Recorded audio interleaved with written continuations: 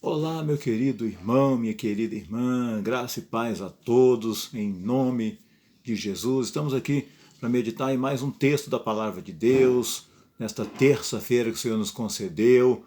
Eu quero convidar você a ler comigo lá em Abacuque, no capítulo 3, onde nós vamos aprender a olhar para o passado e ver a mão de Deus que agiu no passado, é a mesma mão de Deus que continua agindo hoje no presente, para nos encorajar para o futuro. No capítulo 3, então, do profeta Abacuque, a partir do verso 16 até o 19, quero estar lendo com você esse texto, para que Deus venha falar aos nossos corações nesta noite. E diz assim o verso de número 16: Ouvi e o meu íntimo se comoveu, a sua voz tremeram os meus lábios. Entrou a podridão nos meus ossos e os meus joelhos me vacilaram. Pois em silêncio devo esperar o dia da angústia, que virá contra o povo que nos acomete. 17. Ainda que a figueira não floresça, nem haja fruto na vide, o produto da oliveira minta, os campos não produzam mantimento, as ovelhas sejam arrebatadas do aprisco, e nos currais não haja gado. Todavia eu me alegro no Senhor, exulto no Deus da minha salvação, diz o verso 18. O Senhor é a minha força, o Deus da minha fortaleza, e faz os meus pés como os da corça, e me faz andar altaneiramente. Amém? Feche seus olhos, vamos orar? Pai eterno, Pai amado, estamos diante da Tua palavra, Deus, que ela venha falar ao coração de cada um que está ouvindo neste momento, e eu seja um instrumento nas Tuas mãos, para ser canal de bênção na vida das pessoas, em nome de Jesus. Amém e amém. Queridos, se formos olhar para o livro do profeta Abacuque, que foi escrito por volta de 612 anos antes de Cristo, ele que, no mesmo período dele, se encontram os profetas Naum e Sofonias, que estavam no mesmo período que ele escreveu esta carta, este livro com 3 capítulos apenas. E neste capítulo 3 eu quero destacar, como eu disse aqui, a visão dos feitos gloriosos de Deus lá no passado, que vai nos ajudar a enfrentar o presente. E é isso que o profeta quer mostrar para nós. Primeiro ele começa aqui no verso de número 2, não é o nosso foco, mas o verso número 2 ele vai dizer assim: aviva a tua obra, ó Senhor. Precisamos sim de um avivamento nas igrejas evangélicas, e começa pela sua casa, pela sua família, um avivamento para avivar a nossa fé cada vez mais, a nossa comunhão, a nossa esperança nesse Deus que pode todas as coisas, para que avivados a gente possa sair desse período de crise que estamos enfrentando mais forte ainda do que já estávamos, não desanimados, mas mais fortalecidos. E aí, a partir do verso de número 3 até o verso 15, o profeta busca lá no passado as raízes para afirmar a sua confiança no tempo presente. No tempo presente. Várias frases que ele vai citar ao decorrer do texto aqui, lembrando que as maravilhas de Deus através do seu povo, as maravilhas que Deus tinha feito através do seu povo, mostrando que Deus ainda é o mesmo. Você crê nisso, meu amado? Que o mesmo Deus que operava lá no passado com o povo de Israel, o mesmo Deus que operava aqui com o povo no contexto de Abacuque, é o mesmo Deus que está operando. Basta que nós creiamos e tenhamos fé no agir de Deus, porque através desta oração que ele faz, desse cântico, meu amado, minha amada, ele quer nos animar, ele quer nos consolar, aqueles que são fiéis ao povo de Judá, a mim e a você. E nós devemos o quê? Esperar e confiar no Senhor. A receita é essa: esperar e confiar no Senhor. Ele começa mostrando, a partir do verso de número 3, o poder de Deus,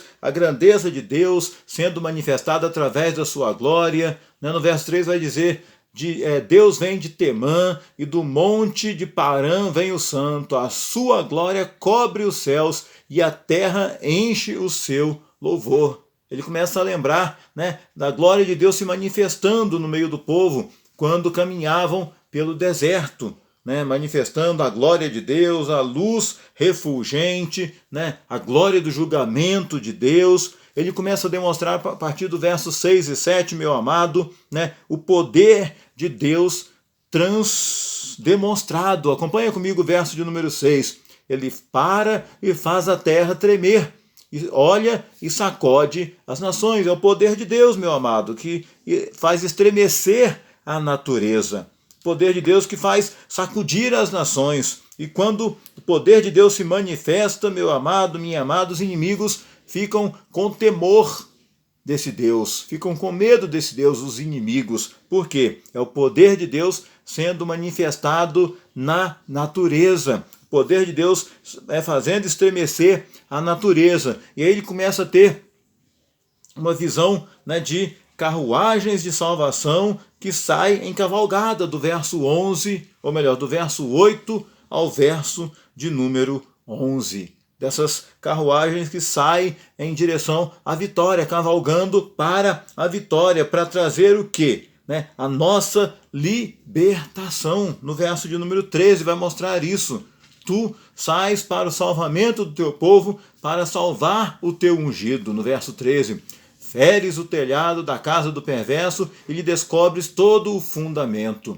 É esse Deus que o profeta estava relembrando o que ele tinha feito por intermédio do povo, estava olhando lá para o passado, sim, para buscar no passado ajuda para enfrentar o tempo presente que ele estava enfrentando no ano 612, antes de Cristo, meu querido, minha querida. E aí ele escreve, né, fala, né, do verso 16 em diante da sua fé que não seria abalada em momento algum, e assim deve ser eu e você com a nossa fé, meu amado. Pastor Hernandes Dias Lopes, escrevendo sobre isso, sobre esse texto, ele faz um comentário, preste atenção do verso 16 ao 19. Né? O hino foi concluído com a mais absoluta afirmação de fé. O profeta confiava cabalmente na soberania do Senhor, a ponto de aceitar qualquer circunstância como sendo dentro da boa e da perfeita vontade de Deus para ele. É isso. Ele aceitava que qualquer circunstância que sobreviesse sobre ele, sobre a nação de Israel, sobre o povo de Judá, né, seria dentro da boa, perfeita vontade de Deus. E é isso, meu irmão. Ele confiava nessa soberania de Deus, que Deus está no controle, ele está acima de todas as coisas, ele criou todas as coisas, ele sabe todas as coisas, ele está no controle de todas as coisas. Pode crer que ele está no controle da sua família, da luta que você está enfrentando nesse momento, está passando por ela. Em meio a esta crise que estamos enfrentando, você deve estar enfrentando luta na sua família. Não sei se é financeira, não sei se é de enfermidade, não sei se é espiritual, não sei se é material, mas creia, como o profeta cria e confiava na soberania de Deus, de que ele está no controle. O que viesse, ele ia aceitar, sabendo que Deus ia prover o recurso, o escape, a saída, a solução, meu amado, minha amada, porque Deus é Deus, tem toda a autoridade, tem todo o poder sobre a terra, meu querido. E aí a gente aprende o quê? 4 coisas nesse texto, a partir do verso 16 até o verso 19, 4 verdades sublimes. A primeira aqui é a manifestação da glória de Deus. No verso 16 vai dizer que no meu íntimo se comoveu a sua voz, tremeram os lábios, entrou em podridão os meus ossos, ou seja, ele ouviu a voz de Deus, ele sentiu, né, a glória de Deus sendo manifestada. E quando a glória de Deus é manifestada, meu irmão, não há quem fique de pé, não há quem fique de pé. Né? Moisés queria ver a glória de Deus e Deus disse a Moisés lá em Êxodo 33, a partir do verso 18, não poderás ver a minha face, porque o homem nenhum que ver a minha face viverá. Mas nós podemos sim sentir a presença de Deus. E ninguém pode estar na presença de Deus sem ser impactado. Você já parou para pensar nisso? Quando você está na presença de Deus, adorando Ele aí na sua casa, como você está fazendo agora, né? Na igreja, ou seja, no templo, quando a gente voltar a reunir, ninguém pode estar na presença de Deus sem ser impactado. É transformado mesmo. Sente a presença de Deus na sua vida, meu amado, minha amada. O salmista vai dizer no Salmo 119, no verso de número 120, arrepia-me a carne com temor de ti, e temo os teus juízos. A gente sente um arrepio quando a gente sente a presença de Deus, e é algo particular entre você e Deus no seu momento de adoração. Seja agora ouvindo essa mensagem, os louvores que você tem ouvido durante esse período, e seja na casa do Senhor, no lugar onde você congrega, é sentir a presença de Deus. Quando a gente sente a presença de Deus, Daniel no capítulo 8, por exemplo, do versículos 17 e 18, Daniel desmaia quando viu o Senhor na sua glória. Não viu o Senhor face a face, mas viu a glória de Deus. O apóstolo Paulo, por exemplo, em Atos 9, verso 4, quando vê a glória de Deus, quando vê aquele raio, aquela luz forte sobre ele, ele cai daquele animal que a gente supõe ser um cavalo, onde a voz diz para ele: Saulo, Saulo, por que me persegues? Ele viu ali a glória de Deus sendo manifestada, e ele levantou e não foi mais a mesma pessoa. Por quê? É impactado, é transformado, ele teve a sua vida transformada. João, na ilha de Patmos, ao escrever a visão do Jesus glorificado, no capítulo 1, do verso 17 em diante, vai dizer que ele caiu aos seus pés como morto na ilha de Patmos. E aqui mesmo, o profeta vai dizer que, ao ouvir a voz de Deus, ao sentir a presença de Deus, seus joelhos vacilaram.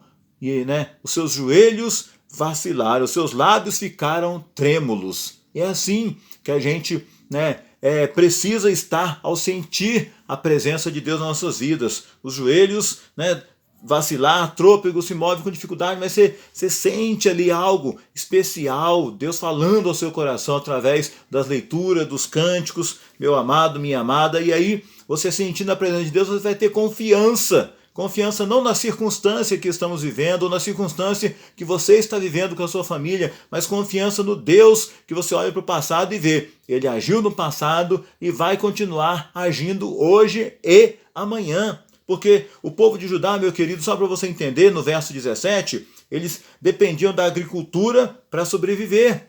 Dependiam o quê?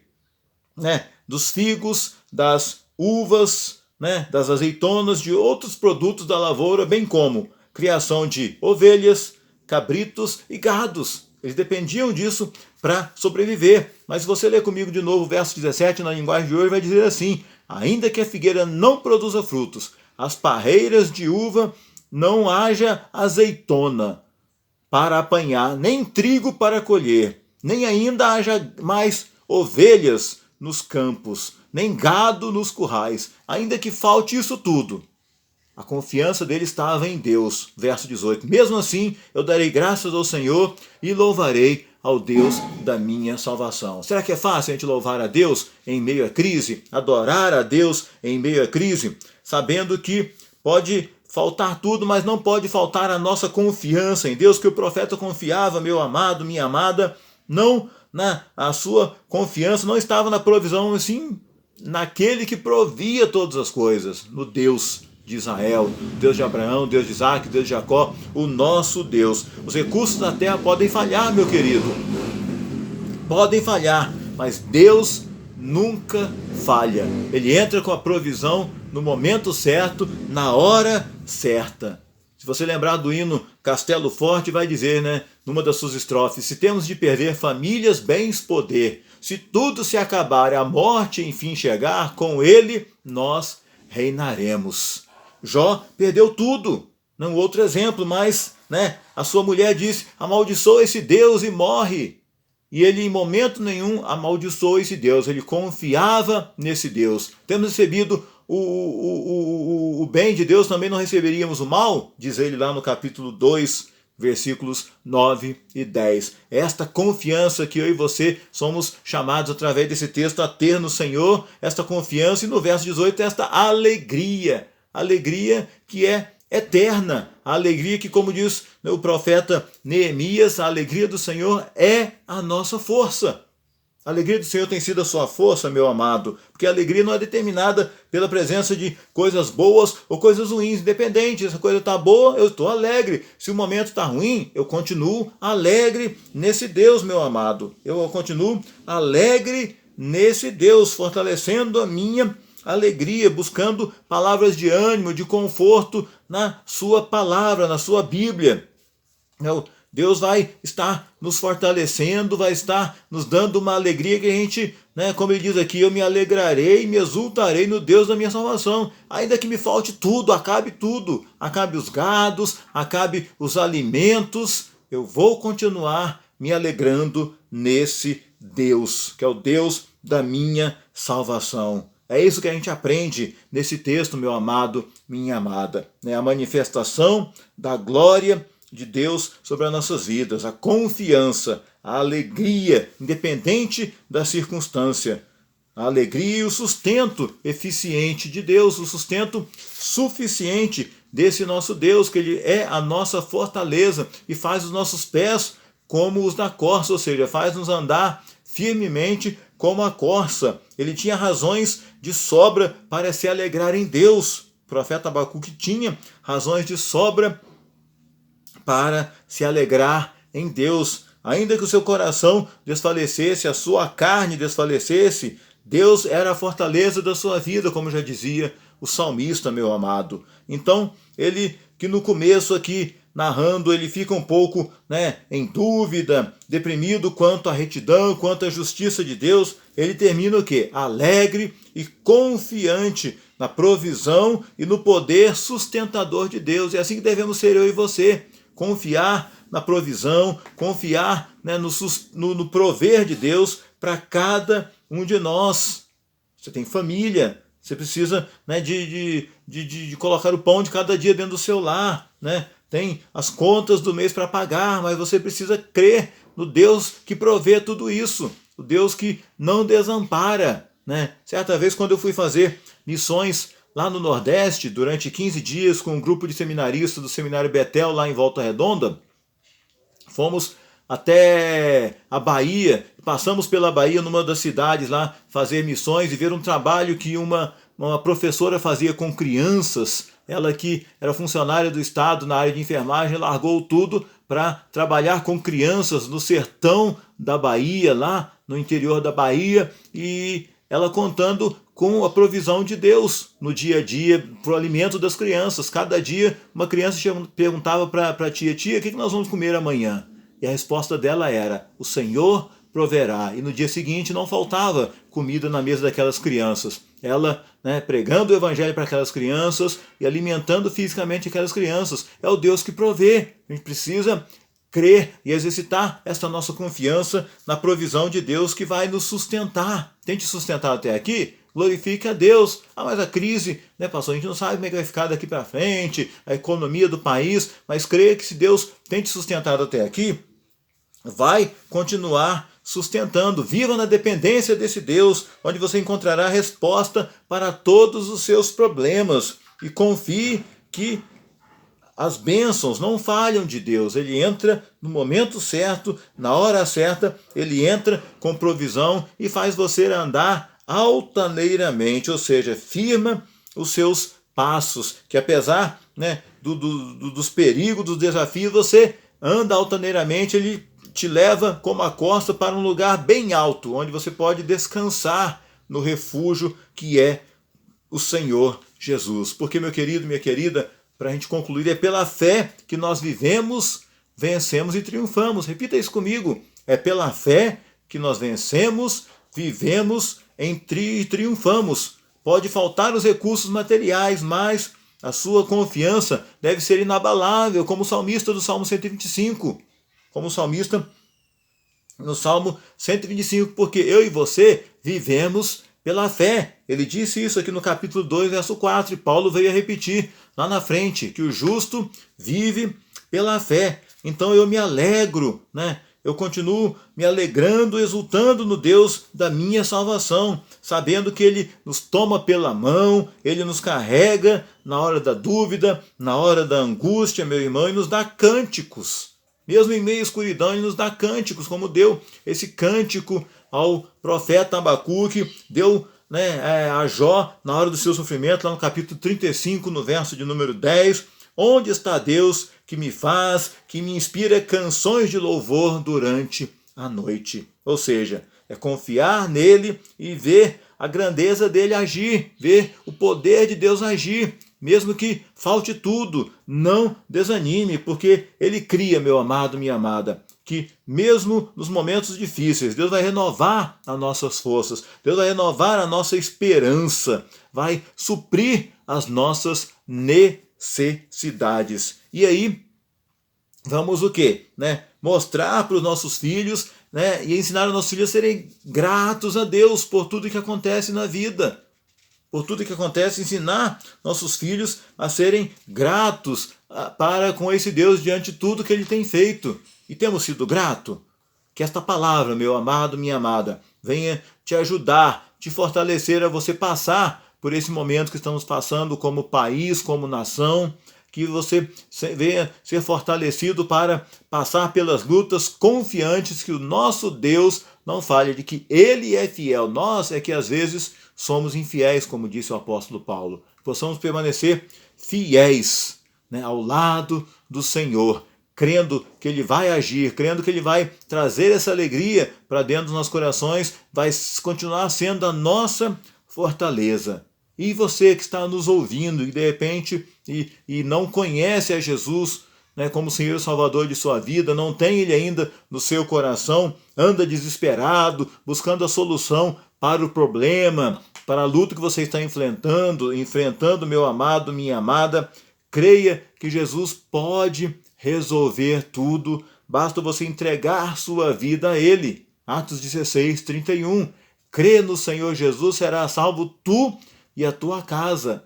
Creia, meu querido, e a vitória virá sobre a sua vida. Creia e você vai sentir a presença de Deus quando você buscar a ele. Vai sentir algo sobrenatural que é você e Deus. Vai poder testemunhar da presença de Deus. E aí você vai ter essa confiança inabalável que estamos falando aqui, esta alegria, incontrolável, que só tem, como nós cantamos, só conhece quem tem Jesus no coração. Então faça comigo esta oração para terminar aqui. Faça comigo essa oração, vai repetindo aí na sua casa comigo a seguinte oração. Meu Deus, ainda que se levante a adversidade e não alcance o resultado que espera, e muitas vezes ainda que se levante a luta que eu penso em jogar tudo para o alto, ainda assim eu quero me alegrar, eu quero glorificar o nome do Senhor em meio às tribulações. Eu quero me alegrar por sabendo que a tribulação é algo passageiro e logo virá a vitória sobre a minha família, sobre a minha igreja, sobre o meu país. E o nome do Senhor vai continuar sendo glorificado e exaltado. Vamos orar então? Se você repetiu essa oração comigo, creia no agir de Deus. Pai eterno, Pai amado, levanta minhas mãos, abençoando a cada um que está ouvindo esta mensagem nesta noite. Eu não sei o que está tirando a paz, o que está tirando a alegria, a preocupação no coração do meu irmão, da minha irmã, mas eu creio e sigo a orientação do profeta Abacuque, Pai, de olhar aquilo que Deus fez por mim lá no passado e crer que Ele é o mesmo que vai continuar fazendo e agindo hoje, no presente, me fortalecendo para o dia de amanhã, Pai, e poder descansar nas Tuas mãos. Ouve a oração de cada um, Pai. Atende o pedido, a necessidade, a angústia de cada um, Deus. Que não venha faltar a fé no Senhor Jesus e que possamos estar fortalecendo a esta fé cada dia mais e mais. Nós oramos entregando tudo nas Tuas mãos, no nome de Jesus, que vive e reina para todos sempre. Amém e amém. E que Deus te abençoe em o nome de Jesus.